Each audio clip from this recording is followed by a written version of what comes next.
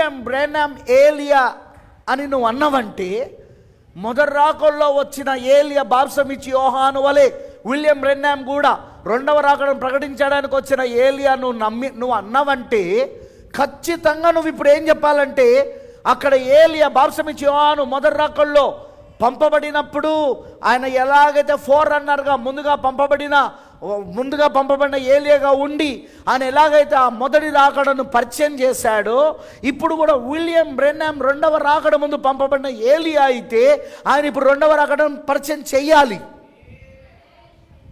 ఆయన ఉన్నప్పుడే రాకడ జరగాలి. అక్కడ బాప్సమిచ్చి యోహాను దినములలో ఆయన వాక్యం బోధిస్తుండగానే అదిగో క్రీస్తు రంగంపైకి వచ్చాడు, మనిషి కుమారుడు రంగంపైకి వచ్చాడు.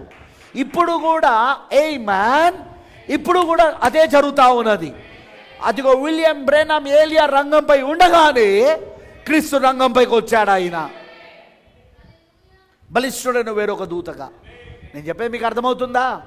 బట్ టుడే విలియం బ్రెన్హామ్ని ఏలియా అని చెప్పుతూ ఆయన రాకడను, క్రీస్తు రాకడను ప్రవక్త పరిచయం చేస్తున్న క్రీస్తు రాకడను త్రోసేస్తున్న వాళ్ళందరూ పచ్చి మోసగాళ్ళు, మోసపరిచే ఆత్మ కలిగిన వాళ్ళు. ఎందుకంటే ప్రవక్త పరిచయం నువ్వు తీసేస్తున్నావు, ప్రవక్త పరిచయం నువ్వు తప్పంటున్నావు. అందుకే ఈరోజు చాలామంది ఏది విత్తుతారో అది త్వరలోనే కోయబోతున్నారు. Don't bypass the word. కొంతమంది అయితే మనకు అవన్నీ వద్దు బ్రదర్, మర్మరాలు మనకు అక్కర్లేదు. ఆ కన్ఫ్యూజన్, ఆ గలిబిలి బోధలు మనకొద్దు. రాకడ గురించిన గలిబిలి బోధ, ఏడో ముద్రను గురించిన గలిబిలి బోధ, ఇవన్నీ మనకొద్దు. వాట్ వద్దా? అసలు ఏడో ముద్రనే కదా ఈ గడియ వర్తమానము. ఎందుకంటే ఏడో ముద్ర ఎవరో కాదు, యేసుక్రీస్తు.